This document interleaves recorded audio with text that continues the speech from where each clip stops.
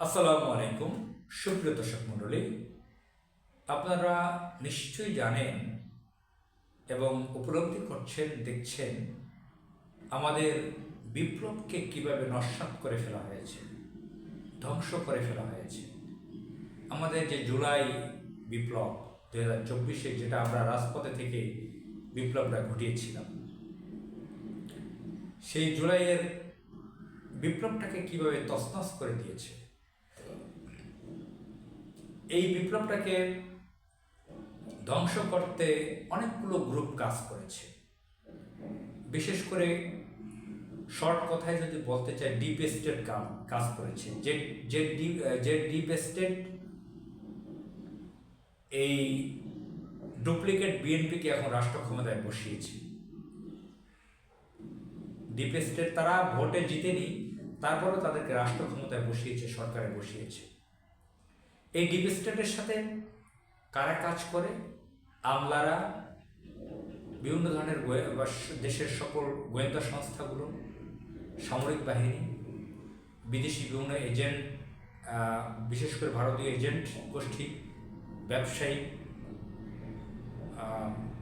সাংবাদিক, আইনজীবী, বিভিন্ন বুদ্ধিজীবী, সকলে মিলে, বিশেষ করে ভারতীয় গ্রুপটি বাংলাদেশে আধিপত্য বিস্তার করে বাংলাদেশি ব্যবসায়ীদের মতো তাদের প্রভাব রয়েছে, মিডিয়াতে প্রভাব রয়েছে, আমলাদের মতো প্রভাব রয়েছে, গোয়েন্দা সংস্থায় প্রভাব রয়েছে। ভারতীয় সেই গোষ্ঠী ডিপ স্টেট। এখানে আমেরিকার সহযোগিতা আছে। আমেরিকা, আপনারা জানেন যে আমেরিকা ভারত যা করে তাতে সমর্থন যোগায়। আমরা 9/11-এর সময় দেখেছি 2007 সালে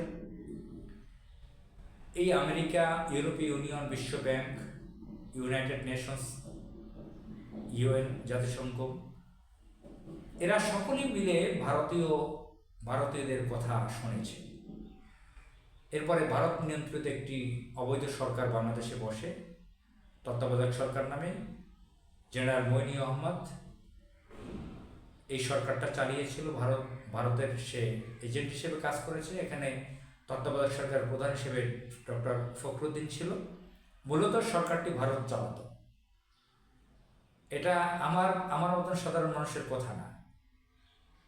ভারতের রাষ্ট্রপতি প্রণব মুখার্জি এটা নিজেই তার বইয়ে লিখে গিয়েছেন কিভাবে 9/11 সরকার তারা বসিয়েছিল। বাংলাদেশে ভারত নিয়ন্ত্রিত মিডিয়া ডেইলি স্টারের সম্পাদক মাহফুজা নামরাও এগুলো বলেছিল কিভাবে 9/11 সরকার এনেছিল। হিলারি ক্লিন্টন ফরেন মিনিস্টার ছিলেন, ক্লিন্টনের স্ত্রী, তিনিও কোনো এক কথায় বলেছিলেন কিভাবে শেখ হাসিনাকে ক্ষমতায় এনেছে। এই 9/11 সরকার নীল নকশা করে শেখ হাসিনাকে ক্ষমতায় বসায় 2008-এর 30 ডিসেম্বরে। তো এই ডিপ স্টেট আবার এই যে জুলাই বিপ্লবটাকে ধ্বংস করার জন্য বড় ধরনের মিশন নিয়ে কাজ করেছে। 18 মাস ইউনূস সরকার কাজ করেছিল, সরকারে ছিল। ইউনূস সরকারের মতো সবচেয়ে বড় দুঃখজনক একটা বিপ্লবী সরকার হতে পারেনি আমাদের। 5 আগস্ট একটা বিপ্লবী সরকার হতে পারেনি। 8 আগস্ট যে সরকারটা শপথ নিয়েছে, ইউনূস নিজেও একজন এনজিওর লোক, তার সাথে যারা ছিল 90% ছিল বাটপার, বিভিন্ন এনজিওর লোক, বিদেশি গোয়েন্দা সংস্থার লোক, বিভিন্ন ধরনের কুকর্ম করা আমলা, অপকর্মকারী আমলা, 9/11-এর কুশীলক, আওয়ামী লীগ ঘরানার লোকজন, বিএনপির বামপন্থী লোকজন, যেরকম তৌহিদ হোসেন পররাষ্ট্র উপদেষ্টা ছিল। এখন এই তৌহিদ হোসেন এই বিপ্লবটাকে, 24-এর বিপ্লবটাকে ধ্বংস করার জন্য যা ইচ্ছা তাই বলতেছে। হয়তো সে মনে করছে যে ডক্টর খলিলকে পররাষ্ট্রমন্ত্রী বানিয়েছে, আমাকে তো বিএনপি কিছু বানালো না, সেও কিছু একটা হতে যাচ্ছে। এখন 24-এর বিপ্লব নিয়ে অনেক উল্টাপাল্টা কথা বলতেছে। 24-এর বিপ্লবের স্পিরিটটাকে ধ্বংস করার জন্য এখন মিডিয়াগুলো কাজ করতেছে। আপনারা জানেন বাংলাদেশের মিডিয়াগুলো, অধিকাংশ মিডিয়া ভারত নিয়ন্ত্রিত। বিশেষ করে যে ইস্ট মিডিয়া, বসুন্ধরা, এরা লাগাতারভাবে কাজ করতেছে। ট্রান্সকম গ্রুপ, যদিও এরা একে অপরে বিরোধ দেখা যাচ্ছে আপাত দৃষ্টিতে। এরা সকলে এই বিপ্লবটাকে ধ্বংস করার জন্য প্রত্যেকটা দিন প্রোপাগান্ডা চালাচ্ছে তাদের মিডিয়ায়। বিভিন্ন ধরনের অনলাইন অ্যাক্টিভিস্ট, আওয়ামী ঘরানার লোকজন যারা অনেকে চুপসে ছিল, এই যেরকম মোস্তফা ফিরোজ নামের একজন লোক অনলাইন অ্যাক্টিভিস্ট, তিনি একসময় সম্ভবত বাংলা ভীষণ চ্যানেল বিএনপিপন্থী সাদেক হোসেন খোকার এটার তিনি সিইও ছিলেন যদি ভুল না হয়ে থাকে। তার বাড়ি যশোর। ব্যক্তিগতভাবে আমার সাথে কয়েকবার তার সাথে ফোনে কথা হয়েছিল। খুব ভদ্রলোক মনে করতাম। নারী কেলেঙ্কারিতে তার অভিযোগ আছে তার বিরুদ্ধে। আমি বিশ্বাস করতাম না এরকম ভদ্রলোক এরকম কাজ করতে পারে। সাংবাদিক ইলিয়াসরা এগুলো বলেছে। এই মোস্তফা ফিরোজ এখন উঠে পড়ে লেগেছে এই বিপ্লবটাকে, বিপ্লব 24-এর বিপ্লব নিয়ে উল্টাপাল্টা মন্তব্য করতে। এবং যারা বিভিন্ন ইউনিভার্সিটিতে শিক্ষক আছে, আওয়ামী লীগ ঘরানার ভারতীয় এজেন্ট হিসেবে কাজ করে, বিভিন্ন ধরনের বুদ্ধিজীবী লেখালেখিতে আছে এবং শাহবাগী, দেশে বিদেশে পলাতক অপলাতক বিভিন্ন জায়গায় তারা এখন মিডিয়াকে ব্যবহার করে। মনে হচ্ছে যে একটা বড় মিশন নিয়ে নেমেছে তারা। এই ভারতীয় লবিংটা, এই ভারতীয় গ্রুপটা সবসময় এই কাজটা করে। শিল্প সাহিত্য বিভিন্ন ধরনের এই ধরনের মিডিয়াকে ব্যবহার করে তারা বারবার তারা বাংলাদেশ বিরোধী তৎপরতা চালায়। এই তারা বিপ্লবকে ধ্বংস করার জন্য বিএনপি, এই যে এখন আমি ডুপ্লিকেট বিএনপি প্রথমে বলেছি, ডুপ্লিকেট বিএনপি এই জন্য বলেছি, এই যে বিএনপি তারেক রহমান এখন প্রধানমন্ত্রী, এটা শহীদ প্রেসিডেন্ট জিয়াউর রহমান তার পিতা বা তার মা খালেদা জিয়ার বিএনপি না, এটা তার নিয়ন্ত্রণে নাই, এটা ভারত নিয়ন্ত্রিত। এই আমির খসরু মাহমুদ চৌধুরী ভারতের এজেন্ট, এই মির্জা ফখরুল ইসলাম ভারতের এজেন্ট, এবং ডজন ডজন সিনিয়র নেতা আছে বিএনপিতে ভারতের এজেন্ট হিসেবে কাজ করে।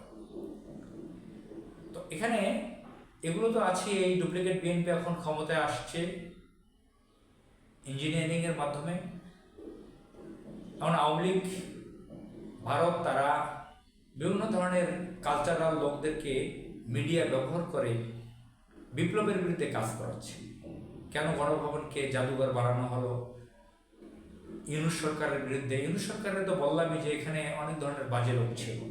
ফরহাদ মাজাহারের মতন ভণ্ড লোকের ভণ্ড স্ত্রী ছিল উপদেষ্টা, শারমিন মুর্শিদের মতো নাস্তিক ছিল ইসলাম বিদ্বেষী একজন মহিলা উপদেষ্টা, নাটক সিনেমার অশ্লীল লোক, অশিক্ষিত লোক ছিল কালচারাল উপদেষ্টা অ্যাডভাইজার। এই ধরনের তৌহিদ হোসেনের মতন বাম ঘরানার ভারতের এজেন্ট হিসেবে পরিচিত, সে ছিল পররাষ্ট্র উপদেষ্টা। আকিজ গ্রুপের ব্যবসায়ী যে আওয়ামী লীগ পরিবারের হয়েও কাজ করেছেন, যারা একজন ভীতু কাপুরুষ, যারা চাঁদা দিয়েছে আওয়ামী লীগকে সেটা আবার বলেছে গর্ব করে, সেও উপদেষ্টা হয়েছিল, 3-4টা মিনিস্ট্রিতে দায়িত্ব ছিল। তো স্বাস্থ্য উপদেষ্টা ছিল মারাত্মক ধরনের একটা ফালতু মহিলা। এগুলো তো আছে, কিন্তু অন্ততপক্ষে ইউনূস সরকার তো ভারতের চোখে চোখ রেখে কথা বলতে পেরেছে। স্বাধীন পররাষ্ট্র নীতি কি সেটা অন্ততপক্ষে ইউনূস দেখিয়েছে। তৌহিদ হোসেন পররাষ্ট্রমন্ত্রী হিসেবে কিছু করতে না পারলে অন্ততপক্ষে ইউনূস সরকার সেটা দেখিয়েছে কিছু কথা বলে। তো যাই হোক, সে 18 মাসে আওয়ামী লীগের বিচার করতে পারেনি, বিচার করেনি। এখন সেই ডিপ স্টেট এখন আওয়ামী লীগ কি ক্ষমতায় এনেছে, ডুপ্লিকেট বিএনপিকে নাম দিয়েছে বিএনপি, আসলে আওয়ামী লীগই ক্ষমতায় আছে। এখন আওয়ামী লীগ প্রকাশ্য আসতে চাচ্ছে, শেখ হাসিনা আসতে চাচ্ছে। এই জন্য এখন এই ডিপ স্টেট এখন বিভিন্ন ধরনের মিডিয়াগুলোকে ব্যবহার করছে। বিভিন্ন ধরনের কুলাঙ্গার, পালিয়ে থাকা, অসভ্য প্রকৃতির, চরিত্রহীন, বাজে বাটপার লোকজন এখন অনলাইনে তারা সরব হয়েছে, সক্রিয় হয়েছে। এখন বিপ্লবের বিরুদ্ধে, 24-এর বিপ্লবের বিরুদ্ধে তারা প্রোপাগান্ডা ছড়াচ্ছে। আসুন আমরা এগুলোর ব্যাপারে সচেতন হই, প্রতিবাদ করি। বিপ্লবের, আমাদের 24-এর বিপ্লব স্পিরিটকে আমাদের ভুলতে দেওয়া যাবে না জাতিকে। আমাদের বহু ত্যাগ আছে, আমাদের ছোট ভাইয়েরা, আমাদের সন্তানরা জীবন দিয়েছে, আমরা এই ত্যাগ ভুলতে পারি না। আসসালামু আলাইকুম।